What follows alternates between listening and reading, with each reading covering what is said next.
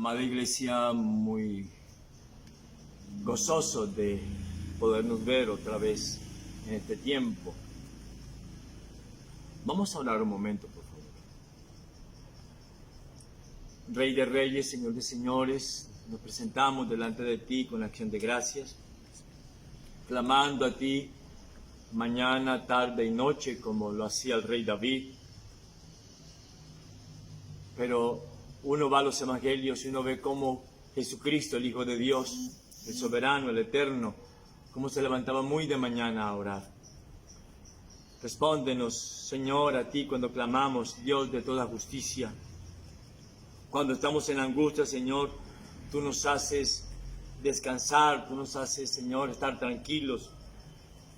Señor, ten misericordia de nosotros, te lo pedimos, Padre Santo, y escucha nuestra oración, por favor, Señor. Hemos de saber, Señor, que tú, Padre amado, escogiste un cierto número de personas santas. Señor, las has escogido para ti, para tú deleitarte con ellos, para tú disfrutar con ellos, Señor, para que todos tus escogidos vivan una vida santa, vidas diferentes, Padre amado. Señor, permítenos temblar y no pecar. Permítenos, Señor, tomar muy en serio la vida cristiana.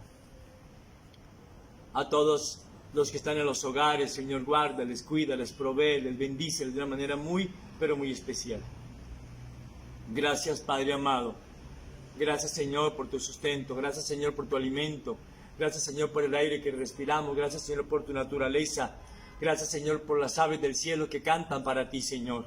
Gracias por las frutas. Tu palabra dice en Génesis que tú nos diste, Señor, fruta, cada una según su especie de cada árbol, Señor. Tanta variedad, Señor, tanta variedad para todos los gustos. Así eres tú, Dios eterno. Son miles y miles y miles los diferentes frutos, Señor, las diferentes comidas, Señor, para diferentes gustos. Tú siempre pensando en nosotros, Padre amado. Gracias, Padre Celestial, en el nombre de Cristo Jesús. Amén y amén. Voy a pedirle que tomen su Biblia, por favor, y vamos a ir a los Salmos. Vaya, los Salmos son un libro extraordinario. Y vamos a ir al Salmo 4, por favor. El Salmo 4 empieza diciendo: al músico principal sobre Neginot, Salmo de David. Y observe que el encabezado dice Neginot. Pues Neginot significa, nos da a entender que este salmo es un canto doctrinal. Y es un salmo de una confianza extraordinaria en el Dios eterno. Es un salmo doctrinal hermoso, donde aquí el rey David está confiando en Dios de una manera impresionante. Y cuando está cantando aquí el rey David esta oración tan extraordinaria, la idea es que él está acompañando su canto con un instrumento de cuerda que se tocaba con la mano. En este caso, específicamente hablando, era el arpa. ¿Eso qué me está diciendo? ¿Por qué dice ahí Neginot? Porque nosotros, usted y yo, hoy, en lo que estamos pasando, podemos decirle: Señor, yo quiero ser un instrumento tuyo templado, así como las cuerdas del arpa, dispuesto para que tu mano lo toque y que Dios Espíritu Santo arranque de las cuerdas de mi vida la más dulce melodía. Y ahora viene la pregunta: ¿qué sale de su boca por esos días? ¿Será que sale una melodiosa música? ¿Será que de sus labios sale amor, respeto para su pareja, para sus hijos, para los suyos? Eso es lo que está diciendo Neginot. Yo quiero ser un instrumento, Señor, donde tu mano toque la cuerda de mi vida bien templada, Señor. Contemple con mansedumbre al mismo tiempo, para dar música en mi hogar.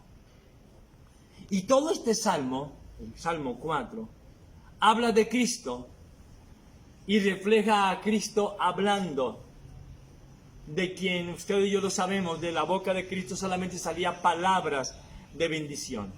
Por eso en las cartas paulinas, el apóstol nos dice, hemos de andar como Cristo anduvo. Ahora, déjenme decir lo siguiente. La teología no es solo el estudio académico, sino una vida de oración, una vida de santidad. Es un diálogo permanente con Cristo, el Dios de toda gracia. Es un diálogo permanente desde muy por la mañana, de tal manera que lo que usted y yo hagamos, lo primero que hagamos al levantarnos, sea disponernos para hablar con Cristo. Esa es la teología, un diálogo permanente con una vida santa, en una relación íntima con el Señor. Ahora, quiero que observe lo siguiente. El Salmo 3 es una oración hermosa para la mañana. El Salmo 4 es una oración bellísima para la tarde. O sea, aquí el rey David está haciendo un clamor al Dios eterno antes de dormir. Y entonces nos podemos dar cuenta que todo el día el rey David, todo el día, él está clamando al Señor. ¿Por qué? Está pasando por un dolor increíble aquí el rey David. ¿Cuál era el problema que tenía el rey David? Nada menos que su hijo Absalón, su consentido, a quien el rey le daba absolutamente de todo. Por eso dice el proverbio, no consienta tanto a sus hijos, no vaya a ser y se conviertan en su vergüenza. Wow, nos dicen todos los padres el libro de Proverbios. ¿Y quién lo escribió? Salomón, hijo de David.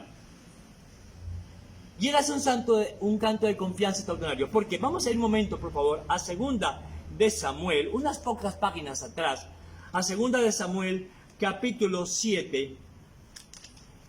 Vamos a ver en qué contexto es que se escribió el Salmo 4 al rey David, inspirado por el Espíritu Santo, por supuesto. Segunda de Samuel, capítulo 17,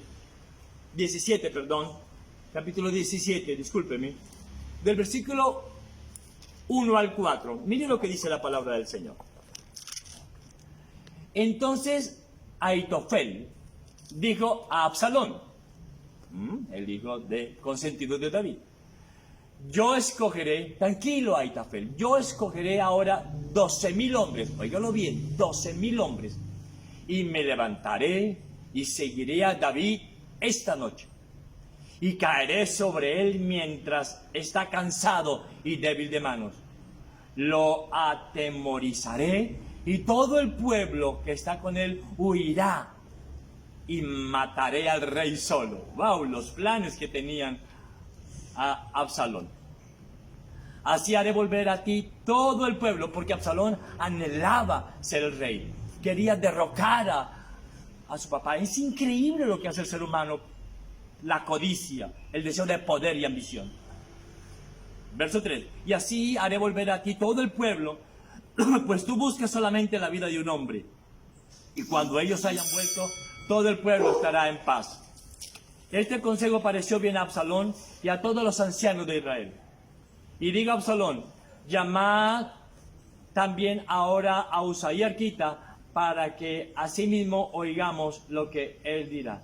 Versículo 4 me salté. Este consejo pareció bien a Absalón y a todos los ancianos de Israel. Volvamos al Salmo 4, por favor. Observen el contexto en donde se da este pasaje tan interesante. Ahora, vamos a estudiar entonces el versículo 1, por favor. El versículo 1 dice la palabra del Señor. Respóndeme cuando clamo, miren, oh Dios de mi justicia. Vaya problema en el que estaba pasando el rey David. Ese sí es un problema que creo que ni usted ni yo lo tenemos. Su propio hijo, el más consentido, el rey David, tenía de enemigo a su propio hijo, quien había conseguido 12,000 hombres, cuyo único objetivo era lo que le había dicho Absalón a su ejército: maten a mi padre.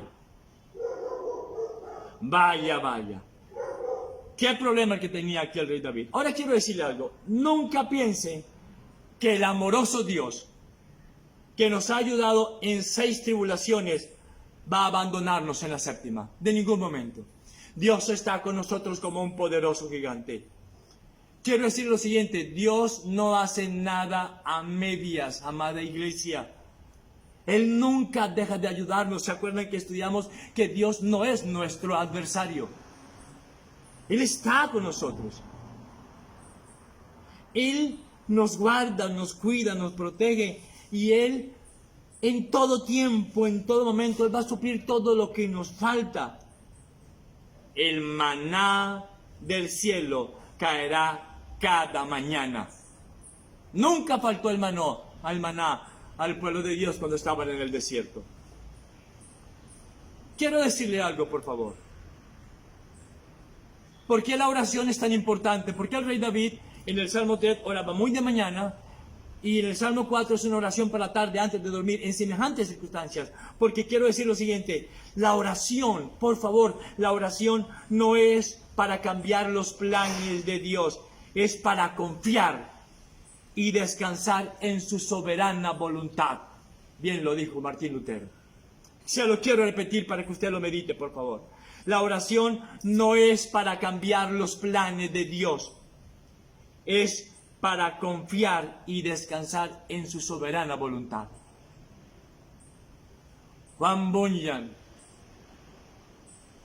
quien estuvo tantos años preso a causa del Evangelio, en su buen libro La oración, un hombre extraordinario, este puritano dijo, en la oración es mejor tener un corazón sin palabras. Óigalo bien, en la oración es mejor tener un corazón sin palabras que tener palabras sin corazón. Y usted dirá, ¿por qué insisto tanto en que usted ore en secreto? ¿Saben por qué? Porque el secreto de la oración es orar en secreto. Y por estos días yo tengo la confianza en que usted se ha vuelto un gran adorador. Tengo la esperanza de que usted se ha vuelto un hombre, una mujer de oración, donde usted va a estar un tiempo a solas y va a doblar rodillas, se va a postrar delante del Dios de gracia, lo que estaba haciendo aquí el rey David. Y quiero decir lo siguiente, si usted solo ora cuando está en problemas, lo repito, si usted solo ora cuando está en problemas, realmente usted está en serios problemas. Y me encanta lo que dice el verso 1. Respóndeme cuando clamo, oh Dios de mi justicia. Cuando estaba en angustia, mire lo lindo, tú me hiciste ensanchar.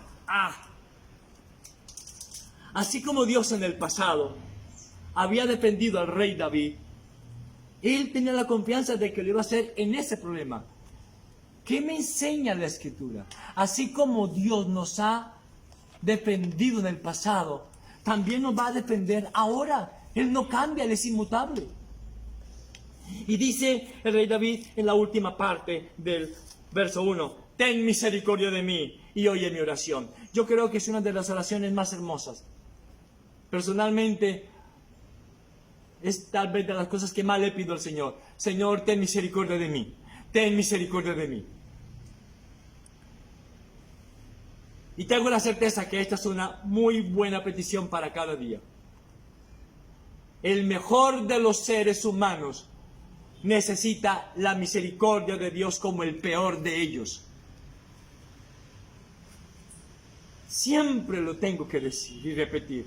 No me es molesto repetirle a usted que nuestra relación con Dios es un asunto solo de gracia. Recuerde lo que dice Lamentaciones, que las misericordias de Dios son nuevas cada mañana. Entonces voy a decirle algo. Si usted y yo hablamos más seguido con Cristo Dios, hablaríamos a los hombres con más audacia, con más tenacidad. Si usted y yo nos atreviéramos a conversar cara a cara con nuestro Hacedor desde muy temprano en la mañana. Y antes de dormir, también conversar con Él durante un buen tiempo con el Dios de gracia. No temblaríamos a la hora de enfrentarnos con los hijos de los hombres. Por eso viene el versículo 2. Observe. Miren lo que dice el rey David. Hijos de los hombres. ¿Por qué utiliza esa expresión? Porque hijos de los hombres significa ustedes gente muy distinguida. Al rey David no lo estaba atacando cualquier persona. No lo estaba atacando alguien o un indigente o alguien de la calle. No, era la gente más distinguida de Jerusalén. Se estaba volviendo contra él. Porque Absalón iba de casa en casa, su hijo, diciéndole: mi papá no es tan buen rey. Si ustedes me eligen a mí, yo voy a ser mejor rey. Miren, mi papá hace esto, esto y esto. A escondidas, Absalón hablaba mal de su papá. Increíble. ¿Para qué? Para poderle robar el trono. Por eso David entendía que lo que lo estaban persiguiendo él observa, hijos de los hombres. Era gente muy distinguida. ¿Hasta cuándo volveréis mi honra en infamia? ¡Wow! ¿Amaréis la vanidad y buscaréis la mentira? Y observe que el versículo, tome su Biblia, y observe que en el versículo hay una palabra que dice Selah. ¿Por qué esa palabra Selah? Pues le voy a decir lo siguiente. La palabra Selah aparece 73 veces en el libro de los Salmos. 73 veces en los Salmos. ¿Qué significa esa palabra? Significa pausa. Significa silencio en el canto. Aquel rey David estaba cantando con el arpa, con las cuerdas bien templadas, y de pronto él se derrite. De pronto el rey David cae en llanto. Eso significa la palabra Selah. Una profunda tristeza. ¿No le ha pasado a usted que de pronto está alabando al Señor y de pronto se quebranta? Eso le estaba pasando al rey David. Se había quebrantado por completo. Eso significa el término Selah. Es una expresión de dolor, de mucho llanto, a causa de la decepción tan grande que él acababa de recibir, no solo de su hijo Absalón, sino de la gente distinguida que se suponía había sido sus amigos. Los enemigos atacan siempre, no por momentos. Y lo que siempre hacen los enemigos es que tocan la honra de los siervos de Dios. Qué fácil es hablar mal de los siervos de Dios. Y observe lo que dice. ¿Hasta cuándo volveréis mi honra en infamia? ¿Hasta cuándo usted y yo hemos de meternos con la honra de las personas? Mucho cuidado. Si no tiene que decir nada bueno de alguien, por favor, calle. El proverbio dice que aún el necio cuando calla es contado como sabio. Si no tiene que decir nada bueno de sus padres, de sus hermanos, de sus amigos, mejor calle, por favor. Es una expresión muy interesante la que hace el rey David. ¿Hasta cuándo volveréis mi honra en infamia? ¿Hasta cuándo van a hablar mal de mí? Usted y yo, voy a decirle algo. Solo conocemos lo que hay fuera del hombre. No conocemos el corazón de las personas. Primera de Samuel, capítulo 16. Primera de Samuel, capítulo 16. Versículo 7, mire lo que dice la palabra de Dios. Y Jehová respondió a Samuel: no mires a su parecer, ni a lo grande de su estatura. Así era Saúl, un tipo grande, bien plantado, con mucho porte, con mucha presencia. Entonces Dios le dice al profeta Samuel: no mires a su parecer, ni a lo grande de su estatura, porque yo lo desecho. Ya no quiero más a Saúl. ¡Wow! Porque Jehová no mira lo que mira el hombre. Usted y yo miramos lo de afuera solamente. Pues el hombre mira lo que está delante de sus ojos. Pero Jehová, ¿qué mira, iglesia? El corazón. Y observe que, vamos a ir un versículo, de cómo era la apariencia del hijo de David, Absalón. Y vamos a ver que aunque la apariencia de Absalón era hermosa, su corazón era inmundo, su corazón era perverso, era un joven vanidoso, arrogante, amante de sí mismo. Y eso lo encontramos en 2 de Samuel, capítulo 14, versículos 25 y 26. Dice la bendita palabra de Dios. Mas el rey dijo, 2 de Samuel, capítulo 14, verso 25-26. Mas el rey dijo, váyase a su casa, 2 de Samuel, capítulo 14, versículo 25-26. Ok. No había en todo Israel, no, hablaba del 24. Mas el rey dijo, váyase a su casa y no vea mi rostro. Eso se lo estaba diciendo el rey a su hijo Absalón. Y volvió Absalón a su casa y no vio el rostro del rey. Escuche lo que dice la Biblia, que es la verdad. Y no había en todo Israel ninguno tan alabado por su hermosura como Absalón. Desde la planta de su pie hasta su coronilla no había en él defecto. ¡Uah! Santo Dios, mire cómo era Absalón. Verso 26.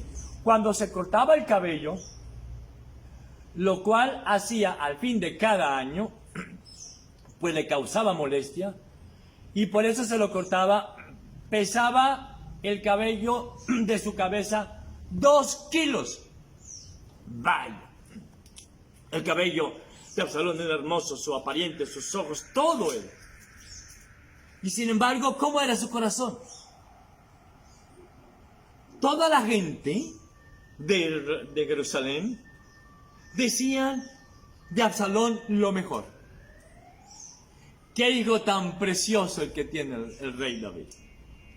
Tan lindo, tan hermoso como para arrendarlo y como para prestarlo.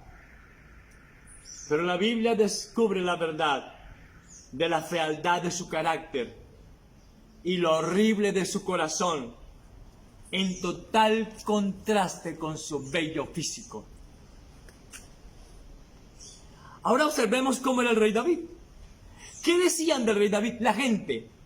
Porque Absalón había volteado el corazón de la gente contra su propio padre, increíble. 2 de Samuel, capítulo 16, versículos 6 al 8. Mire lo que dice la Biblia. 2 de Samuel, capítulo 16, versículos 6 al 8. Desde el 5 está bien. Y vino el rey David hasta Baurín, y he aquí salía uno de la familia de la casa de Saúl, el cual se llamaba Simeí, hijo de Gera, y salía maldiciendo al rey, increíble, y arrojando piedras contra David y contra todos los siervos del rey David, y todo el pueblo y todos los hombres valientes estaban a su derecha y a su izquierda, y decía Simeí, maldiciéndole, fuera, fuera David, hombre sanguinario y perverso. Miren el contraste. La gente decía de Absalón, qué hijo más hermoso, como para arrendarlo, como para prestarlo. ¿Y qué decía la gente de David? Fuera, fuera, hombre sanguinario y perverso. Pero ¿qué concepto tenía Dios de David? Vamos a ir a Hechos capítulo 13, verso 22. Hechos capítulo 13, verso 22. Recordemos el concepto que tenía Dios de Job, ¿se acuerdan? Un hombre íntegro, recto, temeroso de Dios y apartado del mal, siendo pagano. Y siendo pagano vivía muchísimo mejor que todos los del pueblo de Israel que se jactaban de ser escogidos de Dios. Mucho cuidado con su forma de vivir. Muchas veces el pagano vive mucho mejor que muchos que profesan ser cristianos. Eso lo hablaremos algún otro día.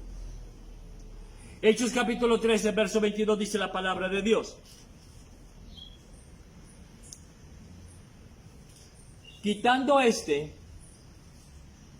le levantó por rey de David, o se habían quitado a Saúl, de quien dio también testimonio diciendo, mire lo que dice Dios, he hallado a David, hijo de Isaí, varón conforme a mi corazón, quien hará todo lo que yo quiero. Vayamos nomás a la persona de Jesucristo mismo.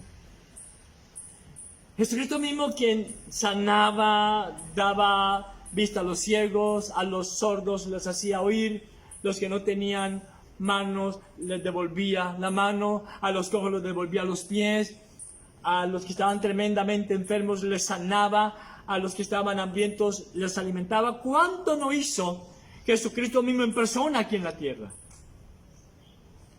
¿Y qué decían la gente de él? Ese es un endemoniado. Ese se reúne con publicanos y con rameras. Ese está fuera de sí. Significa, ese está loco.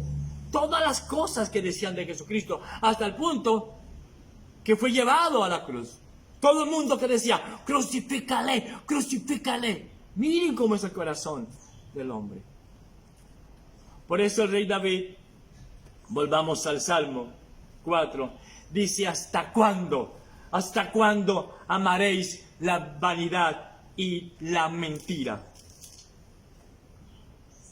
Crisóstomo, el gran predicador de la iglesia primitiva, y Crisóstomo significa boca de oro, se le decía así porque era brillante evangelista, brillante predicador, dijo, si yo tuviera una voz de trueno, si todo el mundo me pudiera oír y yo pudiera ponerme en el monte más alto y pudiera predicarle un sermón a todo el mundo, dice Crisóstomo, escogería este versículo. Por eso yo le quiero rogar, meditemos por favor sobre la insensatez de ser vanidosos. Sin duda alguna, la vanidad es la peor consejera. El libro de Job dice, el hombre nace para crearse problemas por sus tontas vanidades. Los afectos del hombre, la Biblia enseña que guardan una relación directa con sus principios. ¿Eso qué significa? Amamos lo que somos. Dice Spurgeon, las personas huecas, las personas vanas, aman las vanidades.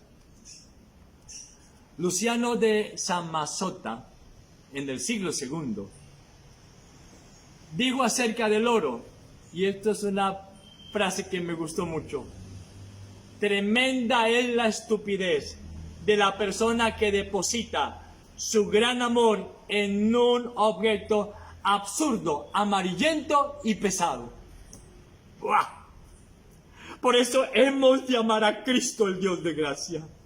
Hemos, usted y yo como cristianos, lo que decimos ser cristianos, ser diferentes, sencillos. ¿Hasta cuándo hemos de amar la vanidad de la mentira? ¿Hasta cuándo? El libro de Job dice, todo el hombre es una mentira. Usted y yo todo el tiempo hablamos mentira. En los negocios, con los amigos, con los padres, con los hijos, aparentando lo que no somos. Por eso la oración en secreto. Recuerden lo que dije un momento antes. La clave de la oración, el secreto de la oración es orar en secreto. Y que si usted ora solamente cuando está en problemas, usted tiene serios problemas. Hemos de amar a Cristo, al Dios de gracia. Muy de mañana levantarnos, ser diferentes, amar la verdad, buscar la justicia, buscar el reino de Dios y su justicia por encima de todas las cosas. Que si las cosas vienen por añadidura, bien, y si no, pues también. Era lo que Dios decía de Job. Hay un hombre que me ha servido de balde y que siempre me sirve de balde. Amada iglesia, y una de las cosas que me llama la atención es que David no presenta su causa ante los mezquinos tribunales humanos, sino ante el tribunal de la gracia. Él no va a pelear contra esos hijos de los hombres. Y aunque los hijos de los hombres están hablando mal de David, él no habla mal de ellos. Él se lo dice a quién? Es a Dios en secreto. Es lo que el rey David se lo dice a Dios. Miren, no hay persona más dispuesta a contender por su dignidad que aquella persona que no tiene ninguna dignidad. De nosotros muchas veces dicen cosas, ¿qué vamos a hacer? Es parte del ministerio. Versículo 3. Sabed, pues, que Jehová ha escogido al piadoso para sí. Mírenlo tan hermoso este versículo. Óigalo, lo quiero repetir. Sepamos, entendamos, comprendamos que Dios nos escogió desde antes de la fundación del mundo para sí mismo, para Él. Y así como el rey David era rey por decreto divino, ¿esto qué significa? Que solo Dios decreta. Yo no entiendo a aquellos que dicen que decretan. Bueno, no los entiendo realmente. Solo Dios es quien decreta. Y Dios decreta que fuimos escogidos por gracia. Y la doctrina de la elección es una doctrina que yo sé que ofende a muchas personas. A las personas no regeneradas les molesta. Sin embargo, es una verdad gloriosa y garantía total de que somos salvos. Y una vez salvos, salvos por toda la eternidad. Una vez hijos, hijos para siempre. ¡Qué hermoso es nuestro Dios! Tenemos garantía total de salvación.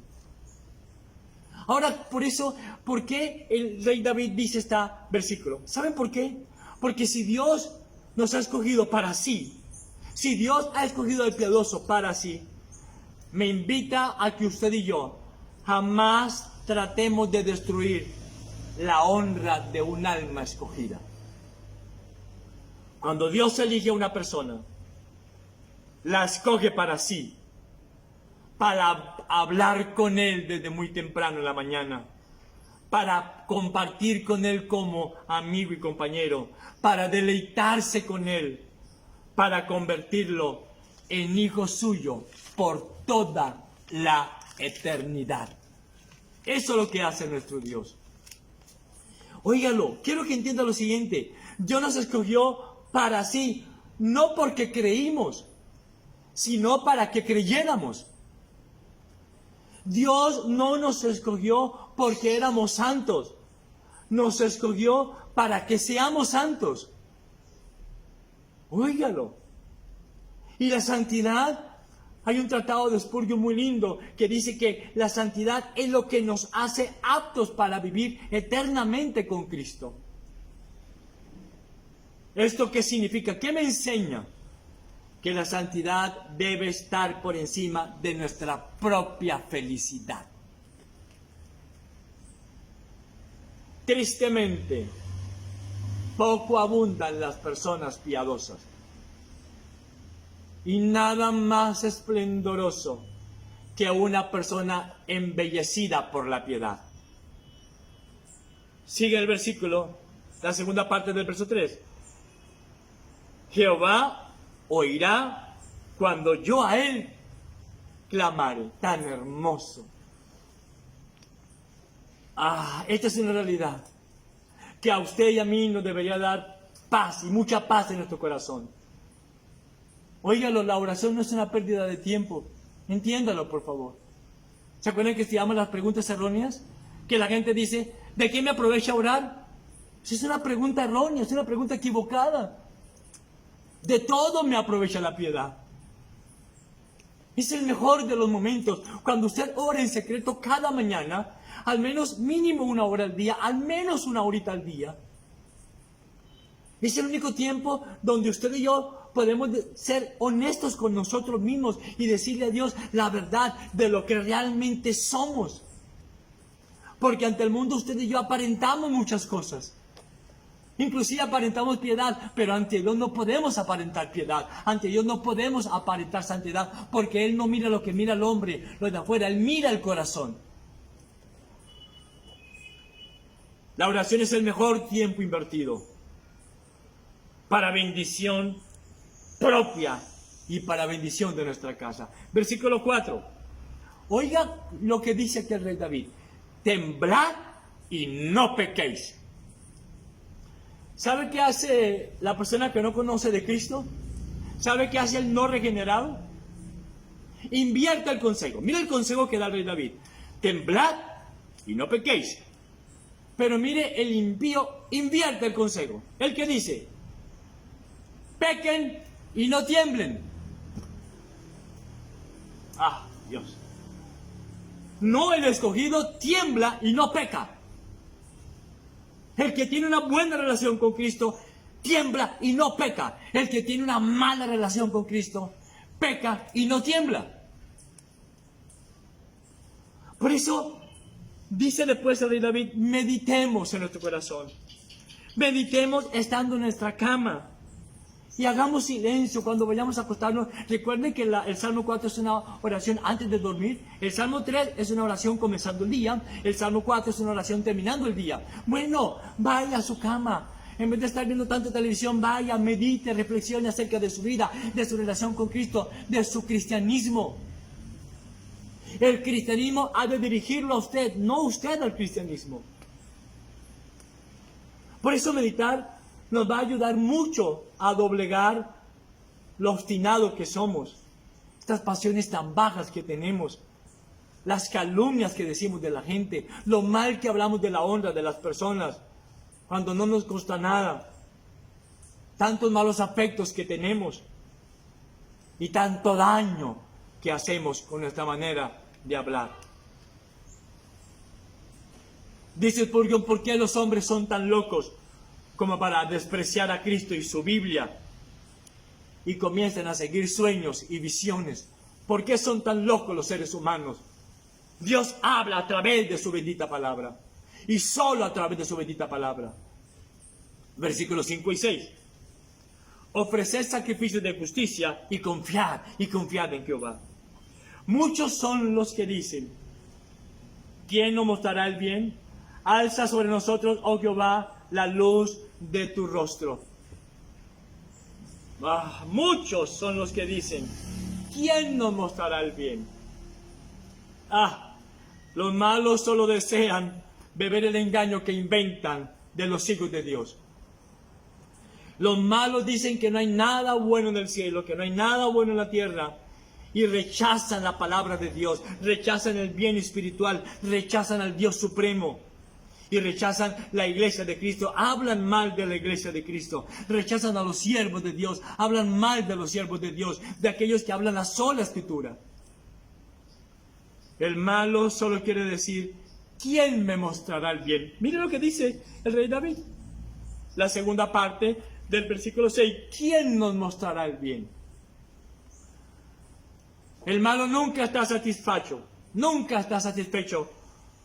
con lo que ve, con lo que tiene,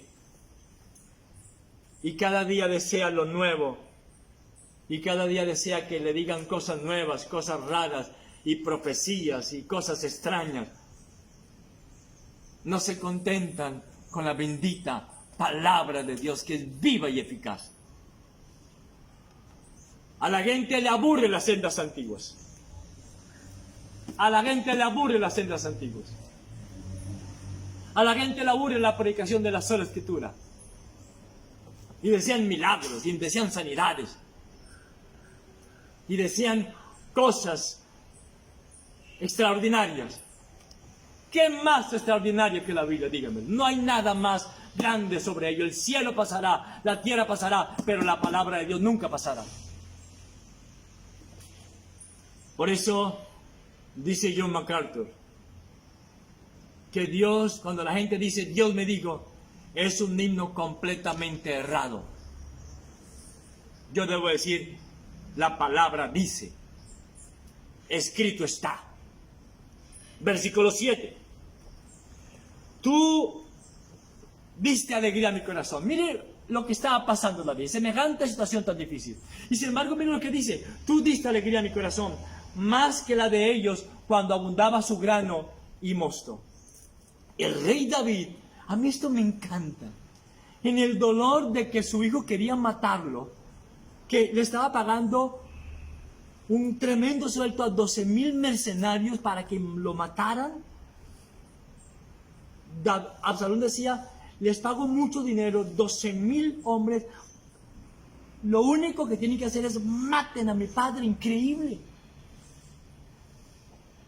Diciendo, óigalo bien, un rey muy rico concluye esta maravillosa verdad, que es solo Dios quien da la verdadera alegría y felicidad a nuestro corazón, no el dinero.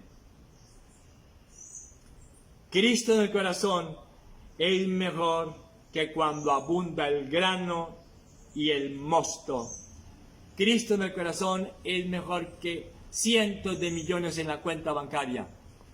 Para el salvo, por supuesto. Para el impío no. Para el pseudo cristiano, o sea, para el imitador cristiano, el todo el tiempo quiere la teología de la prosperidad. Hay un término tan grotesco que uno escucha con frecuencia que dicen, es que usted no conoce el poder del diezmo. ¡Uy, qué término tan grotesco! Jamás debiéramos hablar de ello. Miren, quiero decirles lo siguiente. El rey David había entendido esta gloriosa verdad. Y estas palabras del rey hablan de su carácter, evidencian su carácter. Dios era lo más importante para él.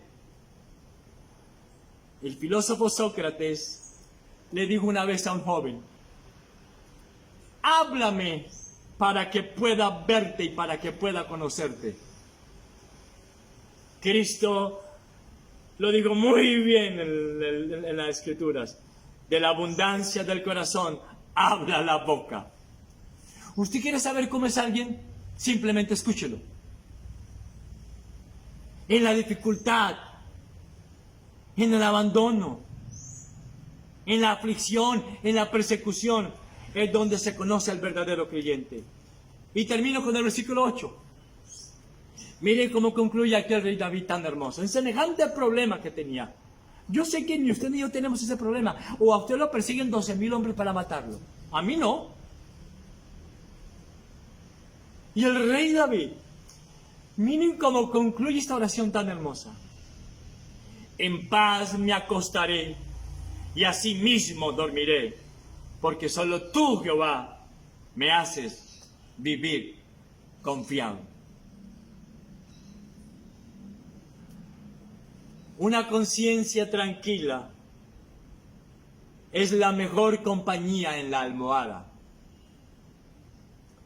No hay almohada más dulce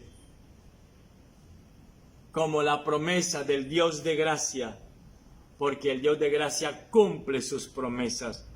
La Biblia dice, porque todas las promesas de Dios son en el sí y para Él, amén, y para la gloria de su santo nombre. Ahora muchos tristemente solo pueden dormir tranquilos cuando dicen, porque solo tú, dinero mío, me haces dormir confiado. Porque solo tú, empleo mío, me haces dormir confiado. Porque solo tú, casa mía, me haces dormir confiado. Porque solo tú, burbuja mía, me hace vivir confiado. No. ¿Qué nos enseña este versículo? Retírese de toda contienda. Retírese de todo pleito, de toda hostilidad abierta contra sus enemigos. Y sabe que más bien entre en la quietud, en la intimidad con el Dios de gracia, en el dormitorio suyo y hable con el Señor a solas. Quiero que entienda, Dios tiene un cuidado exquisito de usted y de mí, de su pueblo. Somos ovejas de su prado. Y no solo en las cosas importantes, sino en las cosas más insignificantes, en lo más mínimo, Él está pendiente de nosotros.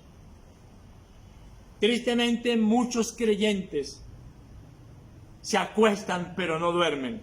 ¿Se acuerdan de lo que dice el Salmo? A mi amado le daré un profundo sueño. Sería muy bueno que confiáramos más en Cristo para nuestras cosas personales. Y termino con esto. Que el Dios de Israel, que el Dios de las Escrituras, sea nuestro dormitorio. El Dios de Israel sea el Dios de nuestros hogares, de nuestros matrimonios, de nuestras familias. Que podamos decir en este tiempo de pandemia, Señor, en paz me acostaré y así mismo voy a dormir, confiado, porque tú tienes cuidado de mí. No tengo los problemas que tuvo el rey David. Mis problemas son realmente muy pequeños comparados con los de él. Jesucristo mismo en persona confiadamente fue a la cruz y decía, todas las noches decía, porque recuerden que el Salmo 4 habla de Cristo, todas las noches decía Jesucristo aquí en la tierra, en paz me acostaré y así mismo dormiré, sabiendo que iba a tener una muerte terrible, la muerte de cruz. ¿Saben? Muchas veces usted y yo pasamos largas noches de insomnio, no porque estemos orando, sino por los afanes del mundo. Y termino con esto. El hermano del pastor puritano Ridley le digo, hermano, permíteme pasar contigo esta noche. Al otro día al pastor Ridley lo iban a ejecutar. Y lo iban a ejecutar por causa del evangelio. Pero Ridley declinó su ofrecimiento. Le digo, no, tranquilo hermano, no te preocupes por mí. Quiero ir a acostarme y a dormir tranquilo. Y así lo hizo. Fue y durmió tranquilo. Y al otro día lo ejecutaron. Y el apóstol Pablo, antes de que lo decapitaran, dice la historia que durmió muy tranquilo y que podía decir, en paz me acostaré y así mismo dormiré. Porque el apóstol Pablo dijo, porque para mí el vivir es Cristo y el morir es ganancia. Dice la historia que cuando el apóstol Pablo puso su cabeza para que viniera el verdugo y cortara su cabeza, cuenta la historia que la sonrisa del apóstol fue una sonrisa tan extraordinaria de gozo y alegría porque se iba a ver con su Señor, que el verdugo le corta la cabeza y ese verdugo fue un gran predicador del evangelio a ver el testimonio de un hombre que sabía en qué Dios había creído. Oremos un momento, por favor. Señor, perdónanos porque no confiamos en ti. Ante cualquier problema nos angustiamos. Ante cualquier necesidad dejamos de dormir. Cualquier cosa nos quita el sueño. Pero el rey David pudo decir, en paz me acostaré y así mismo dormiré. Jesucristo todos los días aquí en la tierra, Él pudo decir, en paz me acostaré y así mismo dormiré. Porque solo tú, Dios Padre, me haces vivir confiado. El apóstol Pablo también lo pudo decir. Quiera Cristo que usted y yo lo podamos decir. En paz me acostaré y así mismo dormiré, porque solo tú, Jehová, me haces vivir confiado.